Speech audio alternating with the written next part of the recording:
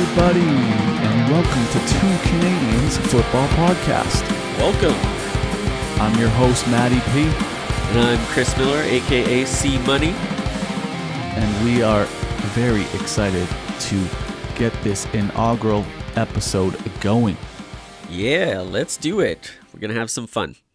So today's episode will be about our top five redraft, and our top 5 Dynasty Superflex. So for the redraft, we're doing at least half a PPR. Full PPR doesn't really affect my rankings, but let's get on with it. All right, let's do it. Number 1, I got to take the workhorse running back, Jonathan Taylor. I would totally agree with that. Pretty cut and dry. I think most people think that Jonathan Taylor is going to have a good season again this year. He's young. He's a stud. He was the top running back last year, and he seemed unstoppable. So I think that would be a pretty safe bet for the number 1 pick overall this season. Yeah, I got to go with the workhorse running back because they don't grow on trees. No, they do not. And especially in this league now with how little or how few bell cow running backs there are, most teams go with the committee approach because it is a very difficult position to play. You get pounded by huge dudes on every single time you touch the ball. Even when you're not running, you have to block defensive linemen. So yeah, it's a grueling, devastating position to play. You got to be a beast to handle the load. I did win a dynasty last year with Jonathan Taylor, so I guess some might say I'm a little biased. For sure. I beat the team with Jonathan Taylor in the playoffs, so I got lucky, I guess. So do we agree on the number 1 pick for redraft, I guess? I would say so, yes. Chalk it up. All right. So how about this? Since you're kind of just agreeing with me, I'll give you your 2. You go with your 2. Okay, at pick number 2, it is a little bit more difficult to call this one. I decided I think Christian McCaffrey is still going to be the guy. He's up for debate to actually go to number 1, but I am just a little scared of his injury history. The last couple seasons, he's had some injuries that have kept him out for most of the season, both years. So last year's wasn't as major as the previous seasons. So I think this year he's going to come back healthier, more ready to go, and I think he's in for a big year. Yeah, I could definitely see CMC having a rebound year and maybe winning some fantasy managers, a league. Yeah, for sure. All right, so who you got for number 2? For number 2, I think I got to go with Jamar Chase. Okay, yep. Not a bad choice. There's a chance that he could have a better year. Like, we may have not seen his ceiling yet. Oh, yeah, he's only had his rookie season, so I'd say that's definitely a safe bet. He's got a lot more room for growth, for sure. Joe Burrow and him, that's a great connection. Yeah, those two are probably eating breakfast prior to football now. they're got Jedi mind action going on there. So, yeah, Jamar Chase at 2 for me in redraft leagues. Number 3, I guess you can go first on this one. Number 3, it would have to be another wide receiver, and it would have to be Justin Jefferson. Nice. Shares a lot of the same qualities as Chase, and could have a monster year in that newish offense. You got some new coach personnel there, so Yeah, with Kevin O'Connell there, I could totally see them opening up the offense a lot more. They're going to be shifting to a more pass-friendly offense this season. Now that Zimmer is gone, the philosophy is going to change a little bit, and I could totally see Justin Jefferson, even though the last 2 years, he's played 2 years in the league and he's set records for passing yards. Both the first year, and then I think Chase broke it last year, and then the first 2 years of any wide receiver's career. Jefferson leads the way for yards in your first 2 seasons, so he should be in for another big year. Kirk Cousins still same QB. The offensive line should be improving because Darisaw is now not a rookie. Brian O'Neill is one of the best right tackles in football, so you have a couple bookends now, and then it's just a matter of whether they can get improvement from the interior. That's some deep insight, some Minnesota insight by our man C-Money. That's easy for me to talk about the Vikings, I'll say that.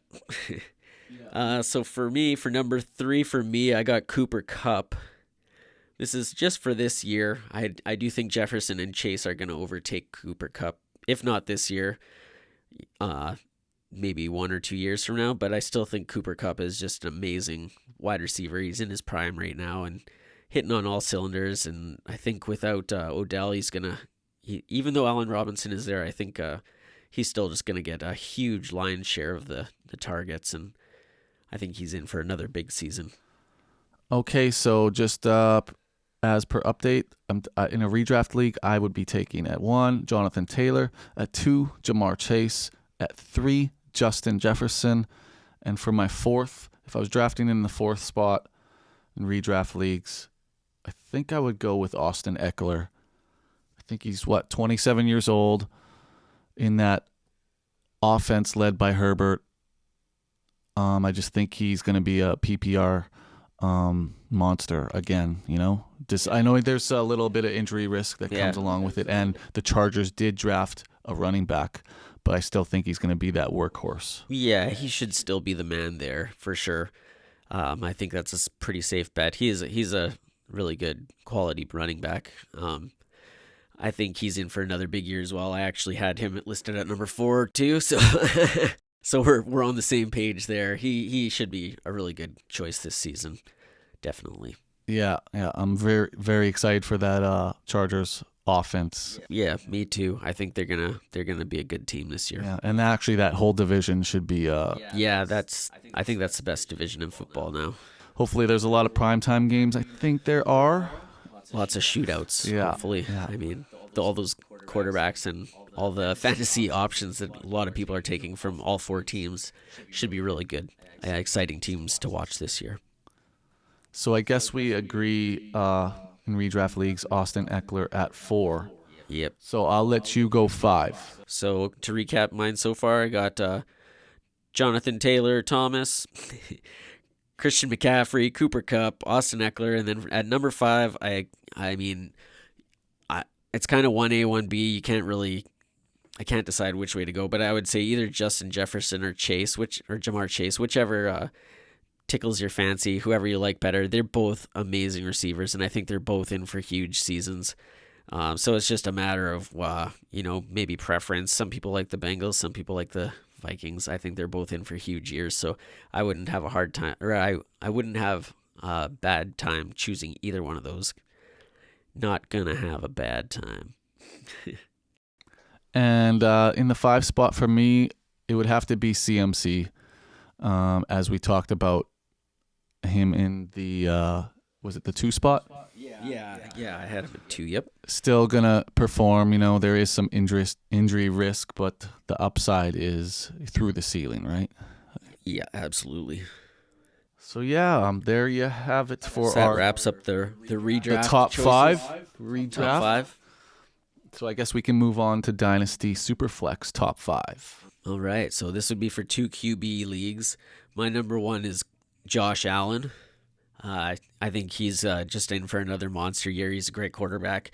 You can't go wrong with any of these top quarterbacks, really, I would say. But I think Allen offers the most upside this season, especially with the options he's got at wideouts. The offense was humming last year, and he still has his top targets, unlike Mahomes. So that's why I would kind of lean towards Josh Allen. That is awesome, because that's where I have Josh Allen at number 1 in Dynasty Superflex. So this is a 2-quarterback league. You can't go wrong with grabbing a guy that's going to control and man the offense with those weapons like Diggs. You got Gabriel Davis. You got who'd they get there as a third wideout option there? Is it Jamison Crowder? He's there now. You got Knox. Emmanuel Sanders still there too? No, I think he's gone. But now they got O.J. Howard, I believe, at tight end as well. So And then And then their backs as well. yeah, Singletary. They drafted James Cook. So yeah, I think we both agree. Josh Allen. Like if you're drafting number 1 in a dynasty super flex, you got to take Josh Allen. Yeah, I think that's a solid choice as well. So then at number 2 right now, just to be different than you, I'm going to say Herbert. Who do you got at 2? At 2, I got Mahomes. Yeah, I don't think you could go wrong with either one of those guys. I think the reason I'm going to say Herbert is just because I think he's more aligned with his weapons, like his 2 main targets, top targets are still there, another season together. And so I just think that he's ready to take off. He's a couple years younger than Mahomes and Allen. So that's it's a really good choice, but I mean, you can obviously argue all day long for Mahomes as well. He could be even more difficult to stop this season because of the fact that you don't necessarily know that he's trying to go to Tyreek Hill, right? So he's going to mix it up a lot more. It's going to be harder to know where he's going to go, and you're going to have to cover a lot more guys. And Travis Kelce obviously is going to command a lot more coverage, more doubles, triples, whatever.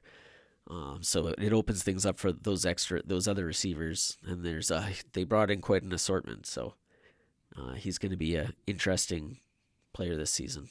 So you have Josh Allen at 1, you have Herbert at 2. Yeah. And does that mean you have Mahomes at 3? Yes. Okay, so basically our 2 and 3s are just swapped. Right. I almost just talked myself into moving Mahomes back to 2. if you're drafting anywhere in the top 3, you can make a case for any of these guys. Yeah, you can't really go wrong with all 3. So I guess I'll start at 4, and at the 4th spot, I would be taking Joe Burrow. Okay. I've liked what I've seen from him so far in the couple of years he's been in the league. Obviously went to the Super Bowl last year. He's got the arm, he's got the will. I think he has the team. Yeah, and look for the Bengals to be like probably winning that division for the next few years. Joe Cool. Joey B, because he's gonna probably throw for 4,000 plus. Like it's not hard to imagine that. So For sure, I agree. I think he's just showing what he's gonna become in this league. I think he's totally another up and coming quarterback, and right there with the guys that we just mentioned. So I don't have a problem putting him there. Does that mean you have him at your 4 spot? I don't. I decided to veer off the quarterback position for this one. So my next 2, I took Chase and Jefferson. I think they're both. I could put either one at either position. I put Chase above Jefferson for dynasty purposes because I think Burrow and Chase are going to be together for a long, long time in Cincinnati. And so that, to me, means that's probably a more secure spot than Jefferson, where Kirk Cousins, if they don't win this season, I don't think Cousins is going to be the quarterback next year. So there's a little more risk there because if Cousins does remain quarterback, I think Jefferson will continue to flourish and keep putting big numbers up. But if they switch, I don't know who the next quarterback is going to be. So that would be where the risk would come in with choosing Jefferson over Chase. It hurts me to say that because I would rather have Jefferson on my team. But I think that's, if I'm going to take off the purple glasses and just, try and be an unbiased observer, I'm going to say that Chase is probably the better pick. But nonetheless, you have Justin Jefferson and Chase at 4 and 5. Yeah, I think so, yeah. And even if you, in Superflex, you took Chase at the 5 spot, you get the 6th pick in the second round, the 16th overall pick. So I think you still got a wide range. You still should have a wide range of options, including quarterback. Right, yeah, you could come back with QB on the come around. Definitely. So for the 5th pick, I think I would have to go with Jonathan Taylor. Okay, yeah. Get that workhorse running back like we talked about earlier. I think at the 5 spot, if JT dropped to me there. Do that if I was picking at round 5, yeah. It's hard not to go with a top player at a position group. Especially if there's a run on a few players at a singular position, I would lean towards taking the top at a different position group, especially when you know you're going to come back next round sooner, right? So you have another chance to grab one of those QBs or someone else. Yeah, if you draft, like we said a minute ago, if you draft Taylor at the 5th spot, you can have a chance at the 16th overall pick at a lot of options. Grab a quarterback, grab another running back, grab a wide receiver. A lot of options should be available. Definitely. So just to wrap it up, my Dynasty Superflex top 5 is number 1, Josh Allen. Number 2, Pat Mahomes. Number 3, Justin Herbert. Number 4, Joe Burrow. And with the 5th spot, I would draft Jonathan Taylor. Right on. Yeah, so for me, I got Josh Allen, Justin Herbert, Patrick Mahomes, Jamar Chase, Justin Jefferson. I think those are all solid selections. All right, so we want to do a little bold predictions segment here. Sports, bold sports. Hell yeah. Doesn't have to be football. Bold sports prediction. Or basketball. Any sport. Whatever your heart desires. It could be hockey. Sure. Or baseball. Women's hockey. Overseas tennis. Okay, I'll start first with this. So my bold sports prediction is Mike Trout beats and passes Aaron Judge for most home runs this season. All right, yeah. What do you know where they're at right now in the home run race? I think Judge has 29. And wow, yeah, he's killing it. And Mike Trout has 23, 22 or 23. Okay, so that is pretty bold. It's a solid lead for Judge already. We're about halfway through the season. About halfway. Right, yeah. Almost. Okay, that's cool. For me, I'm going to go to hockey since the Wild just traded Kevin Fiala to the Kings. I think Fiala is in for a big season next year. He's probably going to play top line with Kopitar, I would guess. But with that said, I think that he's probably going to get 40 goals next season because he's going to be playing top power play, top line. And, last year he had 33 goals, 85 points total. Would have been a Minnesota Wild record for the season, passing Marian Gaborik, but Kirill Kaprizov absolutely killed it and shattered the record himself. So Fiala kind of went under the radar with how good of a season he had, but I think next year, kind of being one of the main guys in LA, I think he's in for a big year, and I think he'll get 40 goals. Kevin Fiala, yeah, he had a monster season. Yeah, absolutely. Just too bad they had to get rid of him because of salary cap crunch. Yeah, as a big Minnesota Wild fan, does hearing that news today sting? Yeah, it did. The return that they got though makes me feel a little better about it. They got the captain one of the captain or assistant from the Gophers, and then they got the 19th overall pick in the upcoming draft, which should net them a quality player. Maybe we could get Winnipeg Ice's own Geeky there with the 19th pick. Apparently that's kind of in the area where he might be going. Then we could have the Winnipeg Ice connection playing for the Wild. Lambos to Geeky down the road. So there you have it, folks. Just to wrap up our bold sports prediction, I have Mike Trout winning the home run race, even though Aaron Judge is leading it by several home runs. And Chris C-Money has Kevin Fiala scoring 40 goals with his new team next season. Boom. Take that to the bank or not. Let's get it. All right. Thank you, everybody, for tuning in to the inaugural episode of Two Canadians Football Podcast. Hit the subscribe button if you liked what you heard. Hit the comments if you have something to say. We will reply. And we'll see you guys next week with another episode from the Two Canadians Podcast.